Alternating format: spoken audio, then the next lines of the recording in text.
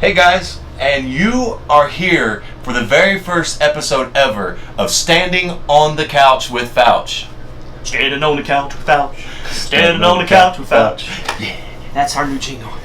Standing on the couch with Fouch. Hey! Okay. That was a fun little Enough of that fun stuff. Yeah. Let's get down to the serious stuff. Very cool. Thank you guys so much for joining us for On the Couch with Fouch.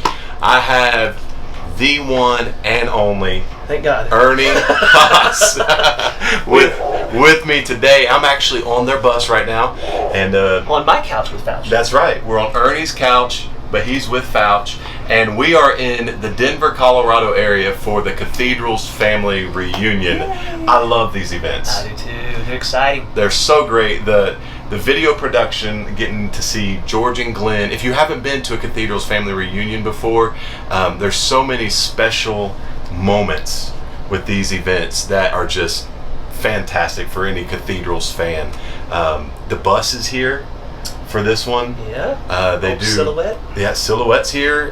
They do the memorabilia display, and then the video. So I just love these things. What is your favorite? And this is one of the questions that people had. Mm-hmm. Your favorite moment, just not with Cathedrals, but with George in general. Being that, for those of you that don't know, George Yance is Ernie's father-in-law. And so, your favorite moment with George? There's a lot of them. A big one right off the bat. But I think one of the first things that come to my mind was my first night with him. We were in Nashville at the Tennessee Performing Arts Center, and this was before the homecoming craze, and we were doing a Gaither date. So it was Gaither Trio vocal band, and so George set me down in the lobby of the Hyatt House, and so we sit down, and he said, I believe you can do this. Tonight's your first night. I know you're nervous. And he goes, and I just want to let you know, I'm going to do my best to wear you out. And he wasn't being mean, and he laughed real big, and he goes, you know what I mean, Ernie. He goes, I just need you to be strong, and I don't care what you do all day long, but all night I need you to finish the song and end it strong. And if you promise me that you'll do that, I promise you I will do my best to give you the knowledge and the setup that I have. And he shook my hand. It was just so cool the way they handled their business. It was you just knew what to expect. There was no surprises. Right. And that was my first experience. But along the way, there were some great times. And one of my saddest memories was after our last concert in Akron, Ohio. He was, Glenn had already passed, and he was in kidney failure and holding out for dialysis. So he had called all the guys, all of our family, one by one into his bedroom, just to tell him he loved him, and it almost felt like he was saying goodbye, Right. So he said some things that were very personal to me and that I needed to hear, both good and both challenging. One thing he told me was, he goes, Ernie, you don't eat right, and don't be like me. Don't get in this position with your body to where you go into truck stops at night and eat those cheeseburgers. Right. He goes, it just wears on a quartet, man. He said, so because I need you to be strong for my family. I need you to start taking care of yourself. And but there's a lot of neat things that I wasn't expecting to hear. But Right. so I've got a lot of memories, but that's the front, that's the end, and those were the things that that I remember. That's great, man. Just going with what you're saying about, being on a bus, the life of getting done at 10, 11 o'clock at night. Yeah. What do you eat? Okay, Waffle House is open. Steak and Shake is open. That stuff that sometimes is just, maybe you can order a salad there, but really what you really want there is that steak burger with you can smell the fries grease. smothered in cheese, that kind of stuff. And it is hard to eat right. It is hard. And to be active and healthy. But seems like your group does a good job of that. The guys in your group, I know that when we get together at concerts, they want to play ultimate frisbee. They want to go for a jog. They want to go in the gym and shoot ball. So that's that's pretty neat that you've been able to foster kind of a nature of being fit and maybe eating right. Is that something that stemmed from George saying that to you? Absolutely, it sure did. When we started the group, I had lost about 40 pounds from our last Cathedral concert. I got up to like 245. I'm 6'2", so I'm a big guy anyways, but that was a little too heavy. So, and I was depressed, man. Glenn had died. I was losing my dream job, and then I knew, even though George didn't know because we kept it from him, that Roger's cancer was back, and I could see that lump on his neck. So I was maybe not clinically depressed, but I'm not a down person, but I was down, and that's the way I handled it. It was eating. Right. So that's why we, when we started the group, that was one of my top 5 things. We are going to look healthy, because I just think it just throws off to the crowd that you're taking your art serious. Right. And I think, not judging the industry, but I just think our music is the best music out there, and I want to portray it the best I can in every area, from our mannerisms to our harmony, to the way we talk to people, to the way we present ourselves, the way our suits hang. I mean, all that stuff matters to me. So if you can see on the bus, that noise you were hearing, we got a little ice machine up there, got my coffee machine, and then those stainless steel things over there are some refrigerators, and we keep it full of lean turkey meat and some veggies and some fruit. So, and then I got a blender in that cabinet and with some protein powder. So very cool, man. Try my very best to do that. That's great. Great way to do it. Great way to live. It sure helps. It helps my knees, because through all the years of sports, my knees have kind of given me trouble. So that extra weight on the knees does not feel good at all. So. Right. So continuing with the Cathedral Quartet kind of idea, there was a question from Bob Etzel Jr. Thank you for your question, Bob. And his question was, everyone wants to know, or everyone knows, that their favorite song to hear you sing is "Oh What a Savior." Okay. But what is your favorite song to sing? Which I thought was a great question. That's a great question. Of all the Cathedral songs? Or just period? Just period. I mean, everyone wants to hear you sing "Oh What a Savior." That's your signature song. But what song do you most like to sing? Depends where I'm at emotionally and spiritually, and that will change every night. Some songs I cannot wait to sing "Walk With Me," because I just need his guidance. I need his wisdom. So those songs mean something to me in here. So, but I'd have to agree with everybody else. I cannot wait till the end of the show to let my heart erupt and to sing the praises of our Savior and to sing "Oh What a Savior." What a Savior. I never get tired of it. You want to know another George moment? When our project, High and Lifted Up project came out, which was a big record for the Cathedral. So this has been 95 maybe. There was a song I wrote called "Death Has Died." It was a huge song, and whenever we'd sing it, it would just go over. Incredible. But then we wouldn't do "Oh What a Savior," because it was like, you got these two huge songs, I can't fit both into the program. And so I was sitting backstage one night, I said, "Do you think I'll ever sing anything else besides 'Oh What a Savior'?" It was an honest question. That wasn't me and me. And George looked down, and he thought a second, and he'd always rub his hand and scratch his hand, and he was thinking, and he said, "Young man, let me just tell you this way."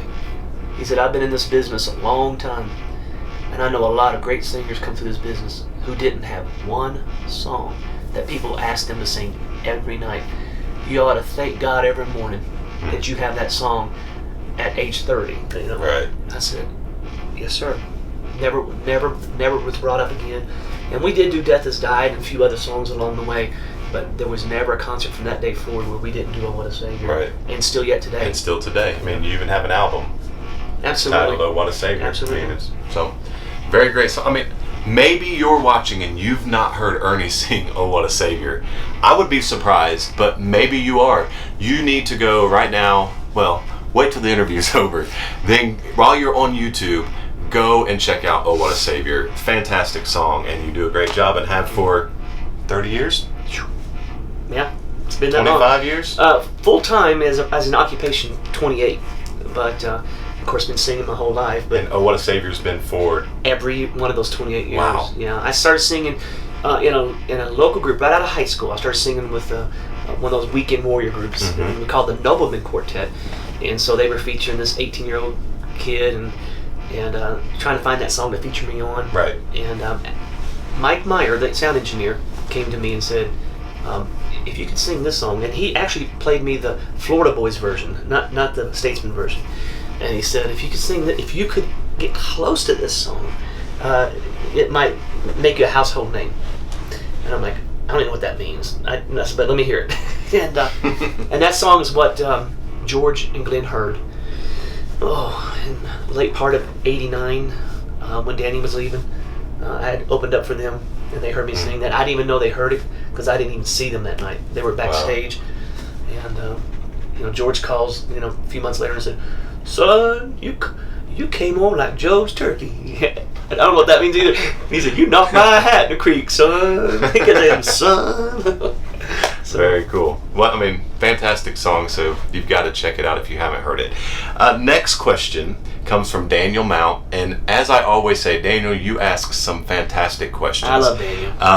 And Daniel's question is, all right. Well, actually, he had two real good ones. Okay. In light of your newest Broadway album, or the Broadway album, have you ever heard a song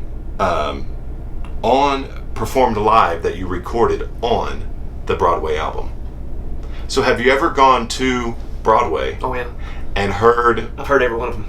Okay, so you've heard every song on your Broadway Absolutely. album performed live. Absolutely. On Broadway. Yes. How many times have you been to Broadway? Lisa and I. Okay, this is our little secret, and but this is our thing. We travel so much that when I'm home, I don't want to travel. And thankfully, Lisa is like her mama. She's a homebody, and she's cool with that. She's good with staying in Stowe, Ohio, and staying within a 3-mile radius of our house. But once a year, we go to New York. We do our New York Broadway Blitz, and we'll go there for like 4 days. And I kid you not, we sleep in because we stay up so late. But we get up, eat breakfast, and then we go to a matinee, a musical, eat supper, go to evening show, and then we go to Carmine's that night and we'll eat. We don't get back to the room till 2 o'clock in the morning, and we do that for 4 days solid. So we'll cram in about 6 or 7 shows, and that's crazy. I'm stealing a Wayne Hahn line here, but most of my ideas come from when I do those things, and not that I see something there and I like, oh, that would work great for signature sound. I'm just saying ideas come to me. I that's the well of creativity, and I love the theater. I was raised in church, but I was also in the theater from day. Ben Wolf is filming this. I mean, I was in 2nd grade. I was in the musicals, and I sang a song, Michael Jackson song, Ben, and that's why I was telling them about that. I've been in the theater since I was in grade school all the way through college, and so it was just a matter of time. Call me crazy, but it's just a matter of time because it was in my heart to do. I would go grab some of those inspirational songs, and record them with harmony. So the second part of that question, and this is a pretty quick answer here. Quick answer, okay. If you could play one Broadway role, which would it be? I would like to play Fiddler on the Roof. I like to be Matzo Kamzoid, the tailor.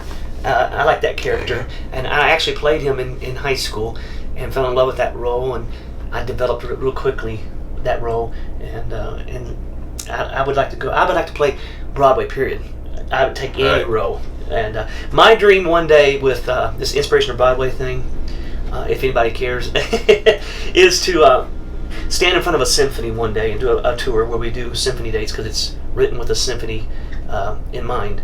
But I would love to do a 3-week stint on Broadway, some small theater, and do that show. Yeah. Very cool. Kind of switching gears here. But let me say this, that people should know when they listen to this. When we do these performing arts centers and we do this show, The Inspiration of Broadway, we're also getting to do Getaway Jordan and these spirituals that we do as signature sound, and it's new to these people. We're getting a brand new crowd of people. Introducing gospel music to them. And they're coming to our gospel shows now too. Right. And some of them, they don't have a clue what it is, but they love the art form. Gotcha. Cool. So right now, while we're talking about the Inspiration of Broadway, you do actually have a newer album. Yes. Than that one. Yes. And that one is pretty new, less than a year old. But you have a newer one now. So why don't you tell them real quick about the new album that just released? Yes. Our mainstream big record that we just released is called Happy People. And we did a studio version of that, and then we also, how we do our live concerts, and we filmed them. And so we did a big production, and so that just came out, and the song is catching on with radio faster than any song we've ever released since Reason Enough. It went as soon as it went into the charts at 40, which was great, all the way up to 15, and so it's just a fun song. God's people should be the happiest people, and so that's what it speaks to, and it's a little out of the box. We took some chances on this record, and it's working. So thank God. So where can people maybe hear a sample or go and order it? Oh yeah, well, I've been working my YouTube a lot, the YouTube channel. So just go to erniehaase.com and you'll see all the icons up there for Facebook, Twitter, and YouTube. And I put up little samples of every song, and then I sat down with the writers of the songs and did the backstories on how the songs were written. We wrote a lot of them, so I sat with Wayne and Joel and a few others. But just go to erniehaase.com and you'll find the links. And when you go to our YouTube, hit the subscribe button, because every time I do add a new video, you'll get an email saying, hey, go check out. And while you're watching this, hit the subscribe button for the Matt Fouch channel so you can get all the On the Couch with Fouch videos. You do. It's a good way. Perfect timing. It's a good way to keep you abreast of what's going on, so you don't have to always go to the YouTube channel to say anything new. I got like 2 or 3 athletes that I follow their YouTube channel, and then Jerry Seinfeld, the comedian. So it's just cool when I get an email from Jerry Seinfeld and say, hey, Ernie, I really think he knows me. Yeah. So, this is a question that I have for you, and I don't want this to come across as a, man, you're getting old, Ernie. When are you going to retire type of question. Okay. But I'm just curious, do you ever give thought to the idea of when you will no longer travel or sing? And if you do, what exactly does that look like? Or what will you do? Will you be behind the scenes doing some other things? Will you just ride off into the sunset? Or do you even think about that? Yeah, secretly. Now it's not a secret anymore. I do, for 2 reasons. Number one, there's not a lot of old tenor singers. So good point. I don't want to old go. bass singers. Well, you can get old and keep growling on, but judge me if you want to. I've just got too much pride to go out and not be able to do it the way I know I can do it. I'm kind of like those basketball players, they can hang on for 5 or 6 more years, but they know. And I don't want to be that guy that's 5, 6 years past his usefulness and prime. But I know this is a ministry too, and God can anoint something that may not be what it was and still have a lot of impact. So a lot of that thought process has led me to start Stowtown Records, to work with Wayne Hahn and Landon Bean and Nate Goble. And I just flew in today because we were in Myrtle Beach. The guys drove. I stayed, and one of our new artists, the Irwins, a new family group, I sang on their record, and they wanted me to stay and come up and sing with them. So I can see the second half of my life promoting other people, but I love to perform and minister. I love that. As long as I can do it at a good level, then I'll keep doing it. But to me, retirement is not quitting. I'm not a quitter. I don't plan to die. I don't plan to stop. That's not in my makeup. But to me, retirement is being able to do what you want to do when you want to do it.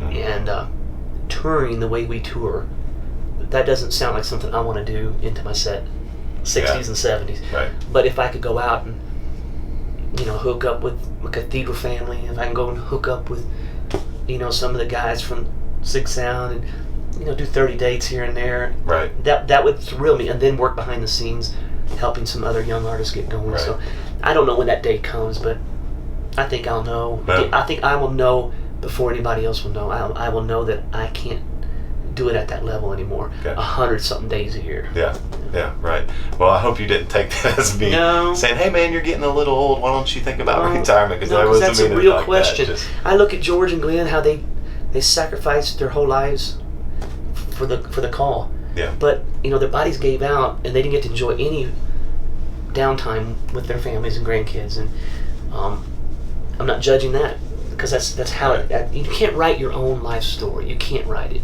But if I could, I would like to continue to sing till I die. I just don't want to tour the way we tour as much. It's like Jeff Gordon. Yeah. He just announced this is his last year of the NASCAR tour. He said, I'm still going to race. He's just not going to be on that tour. Right. Weekend after weekend. So the grind, the weekly grind of it. Singing is the easiest part of it. Yeah. It is. If I could be magically transported to a stage every night, I'd sing every night. Okay, here's a quick question. Terry Hunt wants to know, what is your favorite Bible verse? My life verse has been for a long time. 1 Peter 5, 6, and 7. It says, humble yourself under the mighty hand of God, and he will exalt you in his time, casting all your cares upon him, because he cares for you. And so many times I cast the big cares, and those little cares I just think I can handle it. But when you humble yourself, right, and cast all your cares on him, he will exalt you, he'll lift you, and he wants all those cares. He cares not just about the big ones, but the small ones too. So it's amazing what he can do if we just give it to him, let it go, kind of step out of the way and say, okay, you've been in control the whole time. I thought I was, but really you are. So if I cast all my cares upon you, you've got it under control. You know what's best for me. It's hard to do. It is, because in our business we got to plan the next record, the next tour. And George said to me one time, he said, Ernie, you got a lot of dreams, you got a lot of plans. Just be careful you don't plan God right out of it. And it is true. So we rush into the day, and we have our agenda, and there's a reason for prayer, there's a reason for scriptures and meditation. These are pathways to God's grace. And when you spend that time, that quality time with him, then you are resting in him. You're actively resting in him, and you don't get ahead of his game plan. And that's the hardest thing to do for somebody like me. And normally I crash and burn. He has his way of stopping me and shutting me down. And normally I get sick or I get burned out, so I don't want to do that. I don't want to do that. You know what, Ernie? It's my favorite part of the whole program. It's time for it. The Fouch Zone. I have a certain number of questions. You have an unspecified amount of time to answer. I've been so scared of this. Do not get the answers in the amount of time. We go directly to the next question. Okay. First one is, the only state capital without a McDonald's is time. How many glasses of milk will a cow give in her lifetime? None. Time. Only island in the Caribbean to have a railroad in it is time. I don't know. How many hearts does an earthworm have? 2. And what percentage of the world is left-handed? Time. I don't know any of them. I got you. You did. Every one of them. All right. There's 5 great questions here. 5 great questions. The only state capital that does not have a McDonald's is... Would you like to take a guess? I said Idaho, but I don't think so. Maybe Utah. Okay. No. No. It's Montpelier, Vermont. Does not have a McDonald's. The only capital. But, Utah would be that'd be a good guess. How many glasses of milk will a cow give in her lifetime? You said none. I said none. So I never saw a glass come out of milk. So 200,000 is how much milk it will actually have. Okay, gotcha. The only island in the Caribbean to have a railroad is, you said I don't know. I don't know. It's Cuba. Oh. How many hearts does an earthworm have? You guessed 2. I just said 2. And it's 5. Really? Wow. And the percentage of hearts. the world that is left-handed is... Percentage of the world that's left-handed? Yeah. Gosh, I'd say half, 50%. 11. Really? My wife, every one of her sisters is left-handed. Everyone in my family is right-handed. Weird. We're in the Fouch Zone. So thanks so much, man, for my joining pleasure. me. It was fun. My pleasure. Guys, thanks so much for watching On the Couch with Fouch interview with Ernie Haase. I hope you guys had a great time. And anything else you want to tell the folks here before we let them go? Just want to say I love you, and thank you for your support all these years, and just keep the prayers coming, because we sure feel them. Like, comment, subscribe, visit Ernie Haase's Signature Sound. Thanks so much from On the Couch with Fouch.